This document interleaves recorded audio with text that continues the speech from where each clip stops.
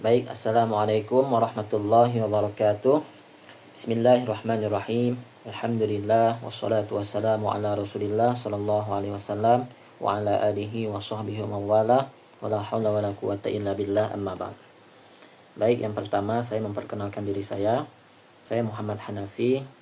Sebelumnya saya dari kelompok 1 dengan rekan saya Ahmad Nur Sultan dengan mendapat materi landasan historis pendidikan di Indonesia dengan mata kuliah perbandingan pendidikan.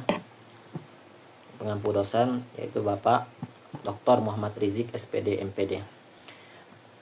Sebelumnya saya dan rekan saya telah membahas materi ini di kelas dengan teman-teman lainnya dan juga dengan Bapak pengampu dosen. Jadi pada kesempatan kali ini saya akan membahas bukan materi ini karena materi ini sudah dibahas, akan tetapi saya akan membahas materi yang terakhir, yaitu sistem dan kebijakan pendidikan di Mesir. Supaya apa? Supaya saya mendapat wawasan dan juga bagian pendengar atau yang melihat video ini juga akan mendapat wawasan tentang sistem dan pendidikan kebijakan di Mesir. Baik, sebelum itu saya telah mereview jurnal pendidikan Islam yang disusun oleh Bambang Supradi. Di sini judul jurnal beliau yaitu Dinamika Pendidikan Islam di Mesir. Jadi langsung saja saya sedikit mereview. Yang pertama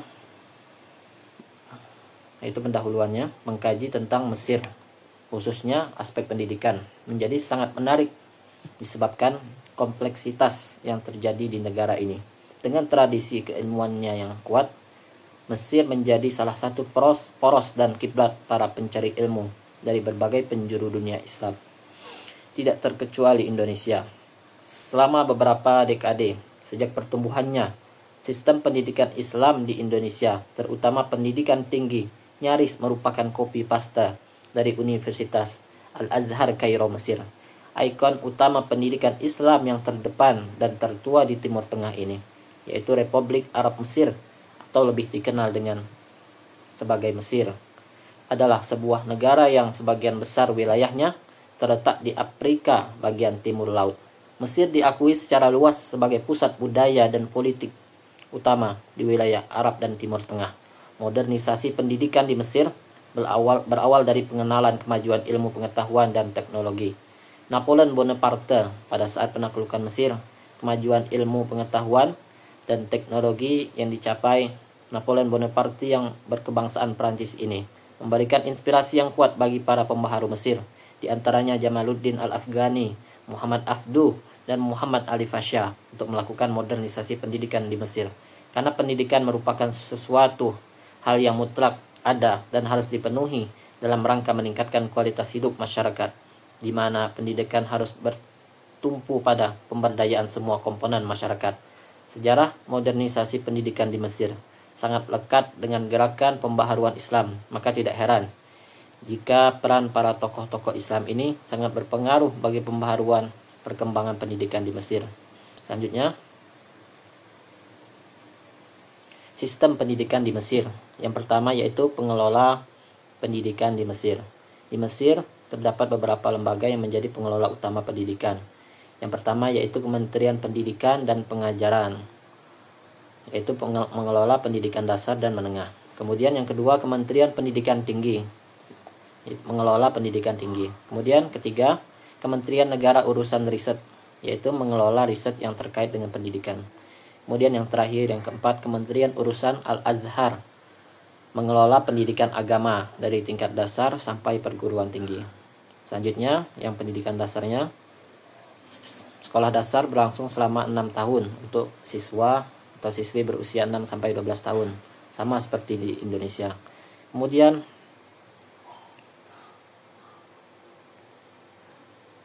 pendidikan menengah pertama. Selanjutnya, setelah pendidikan dasar, para siswa akan melanjutkan ke jenjang berikutnya yang berlangsung 3 tahun. Tingkatan ini untuk siswa berusia 12 sampai 15 tahun. Kurikulum pada tahap ini meliputi bahasa Arab, pertanian, seni, bahasa Inggris, pendidikan industri, matematika, musik, studi agama, dan ilmu sosial. Selanjutnya, pendidikan menengah atas. Sekolah menengah atas berlangsung selama 3 tahun untuk siswa berusia 15-18 tahun. Ada 3 jenis sekolah menengah atas. Pertama, sekolah menengah umum yang menawarkan program akademik dalam persiapan untuk pendidikan tinggi. Kedua, sekolah menengah Al-Azhar yang menawarkan program akademik dengan penekanan pada pengajaran agama Islam. Ketiga, sekolah menengah teknik yang menawarkan program teknik dan kejuruan di mana siswa mengkhususkan diri dalam salah satu dari 3 aliran yang berlangsung 3-5 tahun. Kemudian pendidikan tinggi. Negara Mesir memiliki beberapa perguruan tinggi yang sangat handal yang banyak diminati mahasiswa dari berbagai negara, bahkan dari Amerika, Kanada, Malaysia, Inggris, dan termasuk Indonesia. Perguruan tinggi tersebut tersebar di berbagai provinsi, di antaranya adalah Universitas Al-Azhar, Universitas Kairo, Universitas Ain Syam, Universitas Tanto, Universitas Mansoura, Universitas Zakazik, Universitas Alexandria, Universitas Helwan, Universitas Elminia, Universitas Kenneth West, dan lain-lain sebagainya. Selanjutnya, sistem pendidikan Mesir.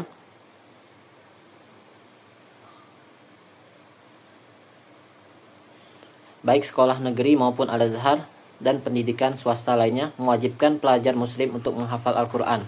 Selain itu, pengajian di masjid-masjid bagi jamaah, khususnya anak-anak sekolah, juga berperan penting untuk mendorong warga menghafal Al-Quran di Universitas Azhar. Misalnya bagi mahasiswa Mesir, program S1 diwajibkan menghafal 15 juz Al-Quran. Program S2 diwajibkan menghafal 15 juz Al-Quran. Program S2 diwajibkan menghafal seluruh Al-Quran. Adapun program S3-nya tinggal diuji hafalan sebelumnya. Kewajiban hafal Al-Quran ini berlaku juga bagi mahasiswa asing non-Arab atau biasa disebut dengan wafidin. Akan tetapi program S1 diringankan, yaitu hanya diwajibkan hafal 8 juz dan program S2 sebanyak 15 juz, sementara program S3 baru diwajibkan hafal seluruh Al-Quran. Sementara itu, pemerintah Mesir dilaporkan setiap tahun mengalokasikan dana khusus sebesar 25 juta dolar Amerika Serikat atau 1,2 miliar pound Mesir untuk penghargaan bagi penghafal Al-Quran. Penghargaan itu diberikan setiap peringatan hari-hari besar Islam bagi pemenang lomba hifzil Quran. Baik, kesimpulan. Berdasarkan uraian tadi, dapat diambil kesimpulan sebagai berikut. Yang pertama, Mesir menjadi salah satu proses dan kiblat para pencari ilmu dari berbagai penjuru dunia Islam, tidak terkecuali Indonesia.